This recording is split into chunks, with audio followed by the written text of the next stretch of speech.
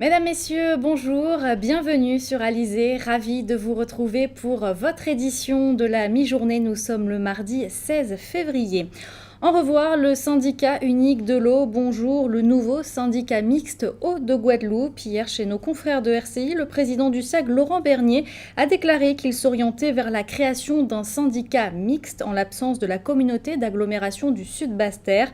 Ce nouveau syndicat devrait voir le jour à la fin du premier semestre 2016. Et justement ce matin, une assemblée générale des personnels de la Générale des Eaux et du SIAG se tenait devant le siège de ce dernier. Au centre des revendications des représentants syndicaux des salariés, la suite des transferts des agents de la Générale des Eaux au SIAG et le maintien des acquis sociaux de ce même personnel. À la sortie de cet AG, une prochaine mobilisation des agents n'était pas à écarter. Le reportage de Jacques Damprobe. Devant une cinquantaine de personnes, essentiellement de la Générale des Eaux, les responsables syndicaux de l'UGTG exposent la situation des agents après les premiers transferts au SIAG. Les atermoiements autour du dossier de l'eau et les dernières déclarations du président du syndicat intercommunal d'alimentation en eau et assainissement suscitent l'inquiétude. Salariés, nous, au niveau général des eaux, transférés, enfin, en première partie au niveau de SIAG, nous en deuxième vague qui doit transférer à Eau de Guadeloupe.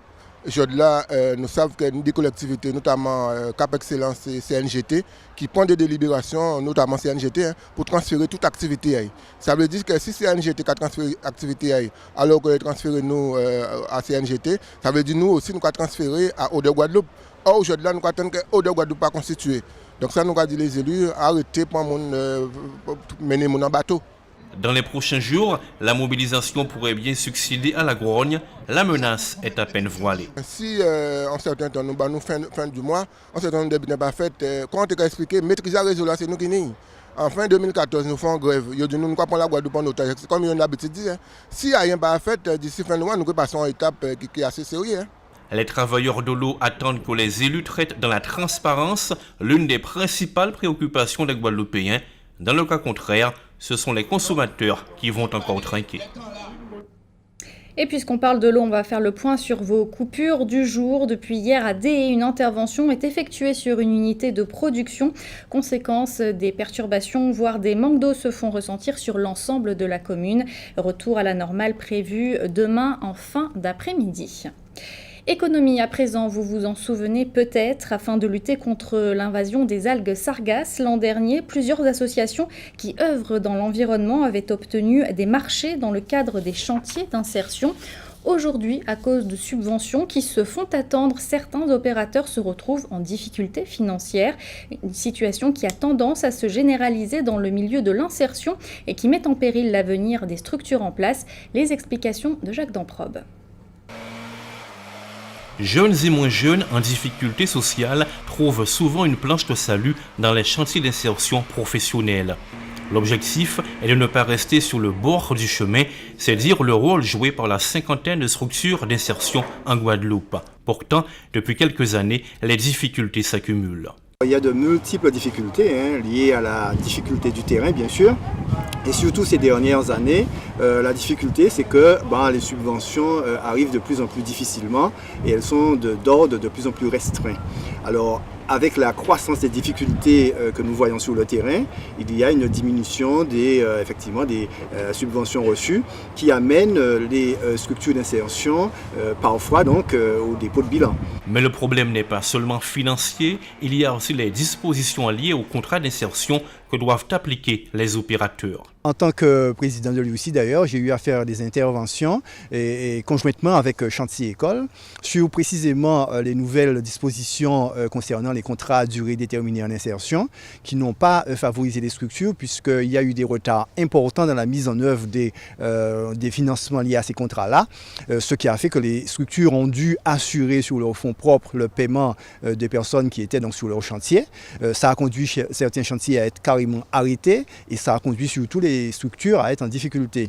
Alors ces difficultés-là ne sont pas spécifiques à nos régions puisque au point de vue national, il en était de même. C'est pourquoi nous avons d'ailleurs relayé les interrogations de Chantier École, qui est donc le réseau national, et les questions qui ont été posées au niveau donc, du Parlement et du Sénat concernant précisément la mise en œuvre des crédits liés au CDDI et les difficultés que leur mise en œuvre impliquait pour les structures d'insertion. Conséquence directe de ces multiples tracasseries, les parcours d'insertion rencontrent des embûches et la survie des opérateurs est menacée. C'est vrai que les difficultés récurrentes que nous rencontrons nous amènent à réduire nos capacités d'intervention de façon permanente dans un contexte où justement les besoins sont en croissance exponentielle. Comme tout le monde le sait, la violence dans ce département, l'inactivité, le chômage sont des maux qui nous touchent de plein fouet. Il appartient au pouvoir public d'agir efficacement pour répondre aux attentes de celles et ceux qui se retrouvent en situation d'échec. Un mot d'environnement pour vous rappeler cette conférence débat autour du chlordécone qui se tiendra ce soir à partir de 18h30 au centre culturel Rémy Ninsouta à Pointe-à-Pitre. Plusieurs syndicats et associations invitent les Guadeloupéens et les Guadeloupéennes pour évoquer notamment leur démarche judiciaire menée depuis maintenant 10 ans. On en vient à l'actualité dans notre grande région de la Caraïbe. Au programme ce midi, le soutien des États-Unis à la République dominicaine, la Dominique qui pointe à la 145e place pour l'accès des enfants à la justice. Et puis l'acteur américain Robert De Niro a décidé d'investir 250 millions d'euros à Antigua et Barbuda. Voici la Minute Caraïbe. Les États-Unis accentuent leur aide à la République dominicaine dans la lutte contre le blanchiment, le trafic de drogue et la corruption administrative. Une enveloppe de 13 millions de dollars, terme d'un accord signé entre l'ambassadeur des États-Unis et le ministre dominicain des Affaires étrangères, servira à la formation des procureurs et à la police nationale aux nouvelles technologies de communication, ainsi qu'à la lutte contre la criminalité internationale. Pour les deux signataires, c'est une démonstration de confiance entre les deux pays. Selon l'ambassadeur américain James Brewster, cette coopération a déjà permis la saisie de 15 tonnes de stupéfiants en transit sur l'île. La Dominique a la 145e place dans le monde pour l'accès des enfants à la justice, selon un rapport du Réseau international pour les droits des enfants. La Dominique a ratifié la Convention des Nations Unies sur les droits de l'enfant en 1991, mais le traité n'a pas été directement incorporé dans le droit interne comme l'exige la loi dominicaise. Le rapport relève cependant certains points positifs à la Dominique, notamment l'accès des enfants à la haute cour pour obtenir réparation de leurs droits, mais qu'il reste encore beaucoup à faire pour la protection des enfants. L'acteur américain Robert De Niro a investi à Antigua et Barbuda. Avec son associé, l'homme d'affaires australien James Packer, la légende du cinéma a lancé en 2014 un projet de station sur le site de l'ancien hôtel K-Club sur l'île de Barbuda. Selon le ministre du Tourisme antiguais, depuis l'annonce de ce projet de 250 millions de dollars, la destination a enregistré une croissance de sa fréquentation et attire d'autres investisseurs. Le gouvernement antiguais a nommé De Niro ambassadeur spécial pour l'économie et l'investissement avec les États-Unis. Une nomination fructueuse, semble-t-il. Michael Bloomberg, l'ancien maire de New York, a récemment visité l'archipel en hydravion pour mesurer son potentiel d'investissement. James Packer lui-même y a passé ses vacances en compagnie de sa fiancée, la célèbre chanteuse Mariah Carey. Robert De Niro possède déjà plusieurs hôtels et restaurants à New York. Retour en Guadeloupe avec l'avancée des travaux du stade de Gourdeliane pour le premier tour de la Coupe Davis, des travaux qu'Alizé suit de près depuis le début. Un stade qui ressemble d'ailleurs de plus en plus à un véritable complexe de tennis. Aujourd'hui, place à l'éclairage avec l'installation des 4 mâts autour du court central. Une opération délicate puisque chaque mât pèse 300 kg pour une hauteur de 12 mètres. Chacun de ces mâts sera équipé de 5 projecteurs. Alors il faut savoir d'ailleurs que cela nécessite un éclairage spécifique. David Sinap, cadre ingénieur pour une entreprise d'éclairage, en a dit plus à Éric Pommier. En effet, l'éclairage est assez particulier puisque sur des sports comme le tennis où les balles vont très très vite et les balles sont assez petites, on a besoin de pas mal de lumière. Ça correspond à peu près à 2000 lux, qui est quasiment 2 fois plus que sur les terrains de foot comme le stade de Bémao. C'est l'exiguïté de la zone. Il n'y a pas beaucoup de place, il y a énormément de d'ouvrages et pas mal d'entreprises qui travaillent en même temps, donc c'est un peu compliqué. À présent, une idée originale pour découvrir la Guadeloupe pour ceux qui n'aiment pas trop marcher, qui n'aiment pas non plus les contraintes physiques, par exemple liées au vélo. Grâce au gyropode, il est facile de se déplacer sans effort pour découvrir notamment la Porte d'Enfer ou encore la Pointe des Châteaux. Petite balade avec Anne-Elisabeth Artsen.